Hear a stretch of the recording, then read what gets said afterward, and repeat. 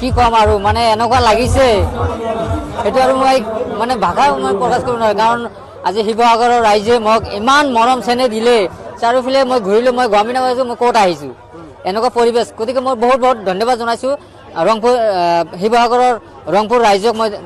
অশেষ ধন্যবাদ জনাইছোঁ যিহেতু মই কোকৰাঝাৰৰ পৰা আজি শিৱসাগৰত মাতিছে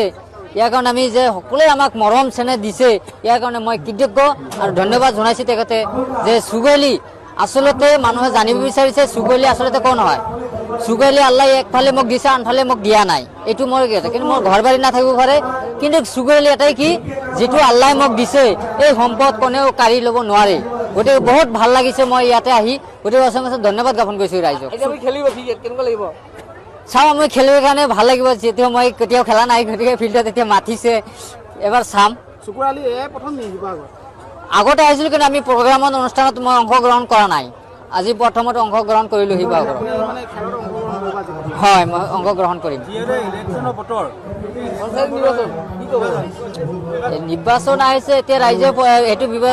বিচাৰ বিবেচনাটো ৰাইজে কৰিব পঞ্চায়ত ইলেকশ্যনত কাৰণ উন্নয়নৰ ক্ষেত্ৰত ৰাইজে বিবেচনা কৰিব কাৰণ ৱাৰ্ড সদস্য কাউন্সিলৰ আছে জিলা পৰিষদ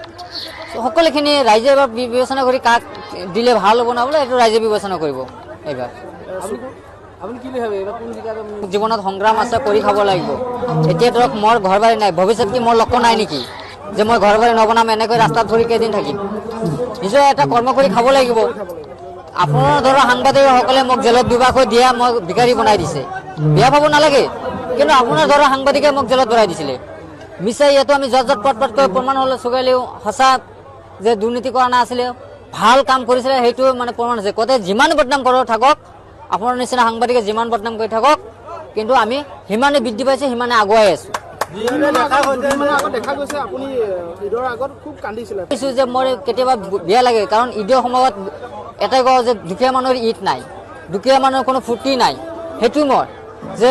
মই যিটো কাম কৰিছিলোঁ সেইটো যদি নিউজ বজালে মই ভাল পালেহেঁতেন কিন্তু মিছা মিছা বদনাম কৰি আজি এনেকুৱা পৰিস্থিতি হৈছোঁ আজি নিজে ঘৰত যাব পৰা নাই আজিলৈকেও আজি মোৰ মাক মই চাব পৰা নাই এটা অশান্তিত আছোঁ সেইকাৰণে মই দুখ লাগিছে কেতিয়াবা ঈদৰ দিনা আমাক খবৰ লোৱা নাই কিন্তু যেতিয়া নিৰ্বাচন আহে তেতিয়া মাতিছিলে মই গৈছোঁ মই ভাৰতীয় জনতা পাৰ্টীক ভাল পাওঁ আৰু মনৰ আন্তৰিক ভাল পাওঁ কাৰণে আমি তেওঁলোকক আমি সহায় কৰিছিলোঁ সিহঁতক মোক মাতিছিলে এতিয়া তেওঁলোকে যদি আমাক সহায় কৰা নাই মামা তাতে আমি কোনো দুখ পোৱা নাই নকৰিলে আমি কি কৰিম এতিয়া মোৰ সেইটো হৈছে যে মোক আজিলৈকে মোক কোনো ধৰণৰ সহায় কৰা নাই কিন্তু তথাপি আমি দুখ পোৱা নাই আমি ভাল পাই আছোঁ আই লাভ বিজেপি কৈ মই নকওঁ কাৰণ মই গালি নিদিওঁ জনে যেনেকুৱা ব্যৱহাৰ কৰে তাৰ লগত তেনেকৈ মই ব্যৱহাৰ কৰিম